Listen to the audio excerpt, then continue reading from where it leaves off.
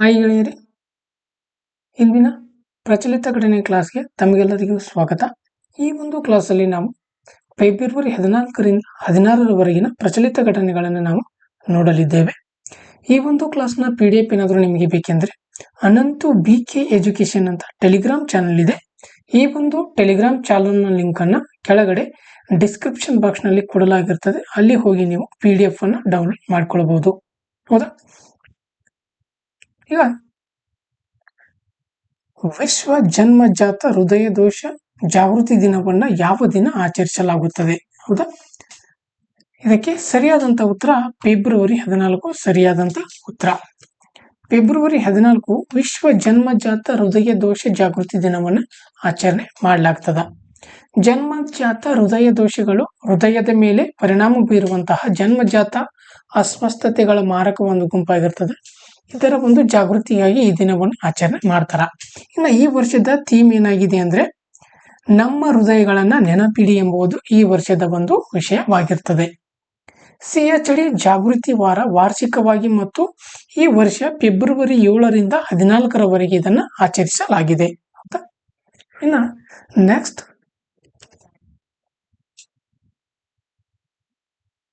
ವಿಶ್ವ bank logistic ಕಾರ್ಯಕ್ಷಮತೆ ಸೂಚ್ಯಂಕದಲ್ಲಿ LPI ಭಾರತದ ಸ್ಥಾನ ಎಷ್ಟು ಅಂತ ಕೇಳಿದ್ದಾರೆ. ಇದಕ್ಕೆ ಸರಿಯಾದಂತ ಉತ್ತರ ಆಪ್ಷನ್ ಡಿ 38 ಸರಿಯಾದಂತ ಉತ್ತರ.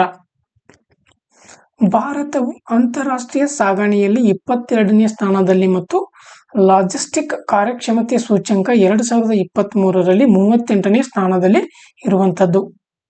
ಭಾರತೀಯ ಬಂದರುಗಳು 0.9 ದಿನಗಳ ಟರ್ನ್ ಅರೌಂಡ್ ಟೈಮ್ ಅನ್ನು ಹೊಂದಿದ್ದು USA, ಆಸ್ಟ್ರೇಲಿಯಾ ಮತ್ತು ಸಿಂಗಾಪುರವನ್ನು ಮೀರಿಸುತ್ತದೆ.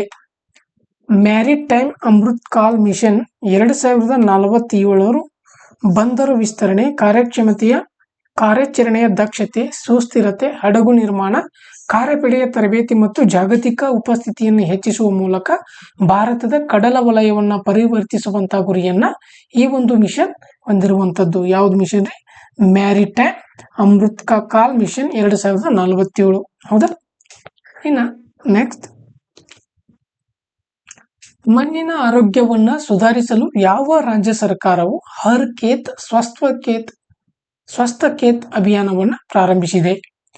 ಈ ಹರ್ ಖೇತ್ ಸ್ವಸ್ಥ ಖೇತ್ ಎಂಬ ಅಭಿಯಾನವನ್ನ ಹರಿಯಾಣ ರಾಜ್ಯವು ಪ್ರಾರಂಭಿಸಿದೆ. ಇದಕ್ಕೆ ಸರಿಯಾದಂತ ಉತ್ತರ ಹರಿಯಾಣ ಸರಿಯಾದಂತ ಉತ್ತರ. ಮಣ್ಣಿನ ಮಾದರಿಗಳನ್ನು ಸಂಗ್ರಹಿಸಿ ರೈತರಿಗೆ ಆರೋಗ್ಯ ಕಾರ್ಡ್ಗಳನ್ನು ಒದಗಿಸಲು ಹರಿಯಾಣ ಸರ್ಕಾರವು ಹರ್ ಖೇತ್ ಸ್ವಸ್ಥ ಖೇತ್ ಅಭಿಯಾನವನ್ನು ಪ್ರಾರಂಭಿಸಿದೆ. ಸುಮಾರು 70 ಲಕ್ಷ ಮಣ್ಣಿನ ಮಾದರಿಗಳನ್ನು ಸಂಗ್ರಹಿಸಲಾಗಿದ್ದು 55 ಲಕ್ಷವನ್ನು ವಿಶ್ಲೇಷಿಸಲಾಯಿತು ಮತ್ತು 86 ಲಕ್ಷಕ್ಕೂ ಹೆಚ್ಚು ಮಣ್ಣಿನ ಆರೋಗ್ಯ ಕಾರ್ಡ್ಗಳನ್ನು ಇಲ್ಲಿ ನೀಡಲಾಗಿದೆ. 2022ರಲ್ಲಿ ಹರಿಯಾಣ ರಾಜ್ಯವು ತನ್ನ ಮಣ್ಣಿನ ಆರೋಗ್ಯ ಕಾರ್ಡ್ ಯೋಜನೆಯಾಗಿ ಸ್ಕಾಚ್ ಗ್ರೂಪ್ನಿಂದ ಚಿನ್ನದ ಪದಕವನ್ನು ಪಡೆದಿರುವಂತದ್ದು. ಹೌದಾ? ಇನ್ನು ನೆಕ್ಸ್ಟ್, ಹವಾಮಾನ ಅಪಾಯ ಸೂಚ್ಯಂಕ CRI ಕ್ಲೈಮೇಟ್ ರಿಸ್ಕ್ ಇಂಡೆಕ್ಸ್ 2025 2025ರಲ್ಲಿ ಭಾರತದ ಸ್ಥಾನ ಎಷ್ಟು ಅಂತ ಕೇಳಿದ್ದಾರೆ. ಇದಕ್ಕೆ ಸರಿಯಾದಂತ ಉತ್ತರ ಆಪ್ಷನ್ ಸಿ 6ನೇ ಸ್ಥಾನದಲ್ಲಿ ಇರುವಂತದ್ದು. ಹವಾಮಾನ ಅಪಾಯ ಸೂಚ್ಯಂಕ 2025ರಲ್ಲಿ ಭಾರತ 6ನೇ ಸ್ಥಾನದಲ್ಲಿದೆ. ಇದು ಹೆಚ್ಚಿನ ಹವಾಮಾನ ದುರ್ಬಲತೆಯನ್ನು ತೋರಿಸುತ್ತದೆ. 1993ರಿಂದ 2022ರವರೆಗೆ ಇದು ಹವಾಮಾನ ವೈಪರೀತ್ಯದಿಂದ ಹೆಚ್ಚು ಪರಿಣಾಮ ಬೀರಿದ 10 ದೇಶಗಳಲ್ಲಿ ಒಂದಾಗಿತ್ತು. ಜಾಗತಿಕ ಸಾವು ನೋವುಗಳಲ್ಲಿ 10% ಮತ್ತು ಆರ್ಥಿಕ ನಷ್ಟಗಳಲ್ಲಿ 4.3% ಇರುವಂತದ್ದು.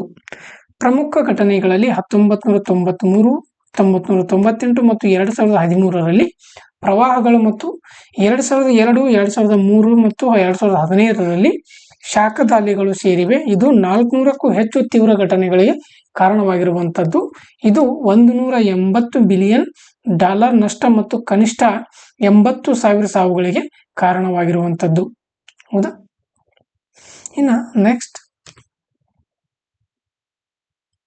ಯಾವ ಉಪಕ್ರಮದ ಭಾಗವಾಗಿ ಮಿಷನ್ ಅಮೃತ್ ಸರೋವರವನ್ನು ಪ್ರಾರಂಭಿಸಲಾಗಿದೆ?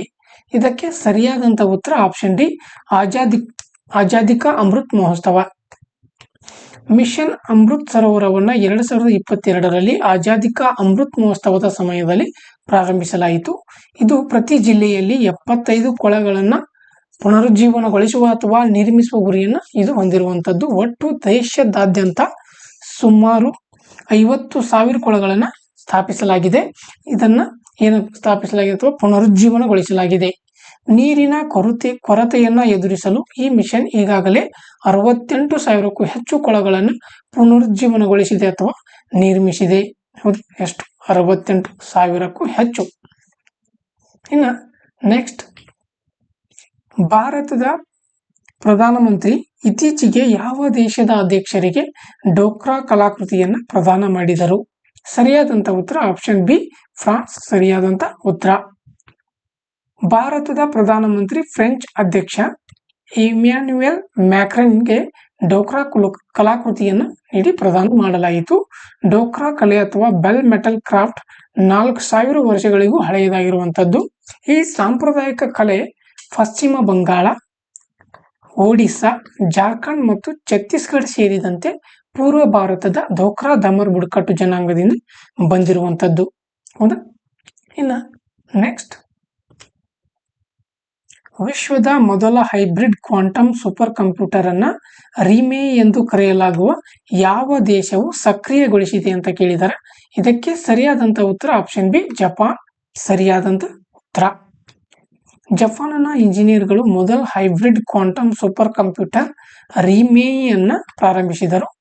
ರಿಮೇಯಿ 20 ಕ್ವಿಟ್ ಕ್ವಾಂಟಮ್ ಪ್ರೊಸೆಸರ್ ಅನ್ನ ಪುಗಾಕೋ ಸೂಪರ್ ಕಂಪ್ಯೂಟರ್ನೊಂದಿಗೆ ಸಂಯೋಜಿಸಲಾಗಿದೆ. ಈ ವ್ಯವಸ್ಥೆಯು ಸಂಕೀರ್ಣ ಲೆಕ್ಕಾಚಾರಗಳಿಗೆ ಸಿಕ್ಕಿಬಿದ್ದ ಅಯಾನ್ ಕಿಟ್ಗಳನ್ನು ಬಳಸುತ್ತದೆ. ಭೌತಶಾಸ್ತ್ರ ಮತ್ತು ರಸಾಯನಶಾಸ್ತ್ರದ ಸಂಶೋಧನೆಯನ್ನು ಹೆಚ್ಚಿಸುವಂತಾಗಿರುತ್ತದೆ. ಹೌದಾ? ಇನ್ನು ನೆಕ್ಸ್ಟ್, PM ದಕ್ಷ ಯೋಜನೆಯನ್ನ ಯಾವ ಸಚಿವಾಲಯವು ಪ್ರಾರಂಭಿಸಿದೆ? ಇದಕ್ಕೆ ಸರಿಯಾದಂಥ ಉತ್ತರ, ಇದನ್ನ ಸಾಮಾಜಿಕ ನ್ಯಾಯ ಮತ್ತು ಸಬಲೀಕರಣ ಸಚಿವಾಲಯವು ಪ್ರಾರಂಭಿಸಿರುವಂಥದ್ದು. PM ದಕ್ಷ ಎಂಬುದು ಸಾಮಾಜಿಕ ನ್ಯಾಯ ಮತ್ತು ಸಬಲೀಕರಣ ಸಚಿವಾಲಯವು ಪ್ರಾರಂಭಿಸಿದ ಕೇಂದ್ರ ವಲಯದ ಒಂದು ಯೋಜನೆಯಾಗಿದ್ದು, ಇದನ್ನ 2021-22ರಿಂದ 2025-26ರವರೆಗೆ ಅನುಮೋದಿಸಲಾಗಿದೆ. ಈ ಒಂದು ಯೋಜನೆಯು ಎಂಪ್ನೆಲ್ಡ್ ಸಂಸ್ಥೆಗಳು ನಡೆಸುವಂತಹ ಅಲ್ಪಾವಧಿಯ ತರಬೇತಿ, ಉನ್ನತೀಕರಣ, ಮರುಕೌಶಲ್ಯ ಮತ್ತು ಉದ್ಯಮಶೀಲತೆ ಅಭಿವೃದ್ಧಿ ಕಾರ್ಯಕ್ರಮಗಳ ಮೂಲಕ ಕೌಶಲ್ಯ ತರಬೇತಿಯನ್ನು ಒದಗಿಸುವುದಾಗಿದೆ. ಇದು SCಗಳು, OBCಗಳು, EBCಗಳು ಮತ್ತು DNTS ಮತ್ತು ಸಫಾಯಿ ಕರ್ಮಚಾರಿಗಳು ಸೇರಿದಂತೆ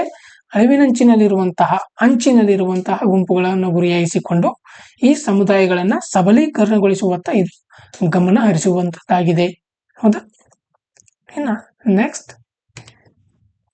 2027ರಲ್ಲಿ ನಡೆಯುವಂತಹ 39ನೇ ರಾಷ್ಟ್ರೀಯ ಕ್ರೀಡಾಕೂಟದ ಆತಿಥ್ಯ ವಹಿಸುವ ರಾಜ್ಯ ಯಾವುದು ಅಂತ ಕೇಳಿದ್ದಾರೆ.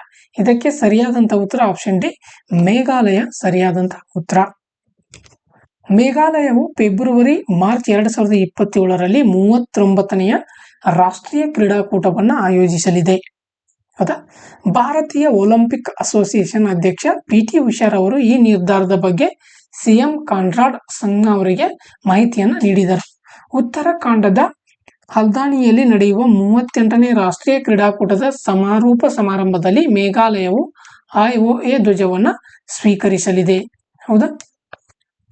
ಇನ್ನು ನೆಕ್ಸ್ಟ್, ಯುವ ಭಾರತೀಯ ವೃತ್ತಿಪರರು 2 ವರ್ಷಗಳವರೆಗೆ UKಯಲ್ಲಿ ವಾಸಿಸಲು ಮತ್ತು ಕೆಲಸ ಮಾಡಲು ಅನುವು ಮಾಡಿಕೊಡುವಂತಹ ಯೋಜನೆಯ ಹೆಸರೇನಂತ ಕೇಳಿದ್ದಾರೆ. ಇದಕ್ಕೆ ಸರಿಯಾದಂಥ ಉತ್ತರ ಆಪ್ಷನ್ ಬಿ, UK ಭಾರತ ಯುವ ವೃತ್ತಿಪರರ ಯೋಜನೆ. ಹೌದಾ? ಈ UK ಭಾರತ ಯುವ ವೃತ್ತಿಪರರ ಯೋಜನೆಯು ಮತದಾನವು ಮುಂದಿನ ವಾರ ಪ್ರಾರಂಭವಾಗುತ್ತದೆ. ಫೆಬ್ರವರಿ 2023ರಲ್ಲಿ ಇದನ್ನು ಪ್ರಾರಂಭಿಸಲಾಗಿದ್ದು, ಇದು 18ರಿಂದ 30 ವರ್ಷ ವಯಸ್ಸಿನ ಭಾರತೀಯ ನಾಗರಿಕರು 2 ವರ್ಷಗಳವರೆಗೆ UKಯಲ್ಲಿ ವಾಸಿಸಲು ಮತ್ತು ಕೆಲಸ ಮಾಡಲು ಅನುವು ಮಾಡಿಕೊಡುತ್ತದೆ.